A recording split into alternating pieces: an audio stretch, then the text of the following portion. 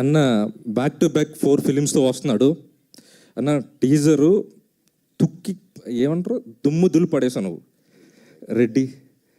David Reddy teaser దుమ్ము దులిపేసింది. So thank you very much అన్న. ఇప్పుడు ఇంకా నా సినిమా గురించి చెప్పాలి. సోదంతా చెప్పాను. సోది కాదు, సారీ అన్న, అది కాదు. నేను ముందు చెప్పింది సోది, అందా నా గురించి చెప్పింది పక్కన పెట్టండి. పేరున పోడి లాస్ట్లో సోదని అందరినీ ఒకే దెబ్బకి తీసేసావు తప్పుడు.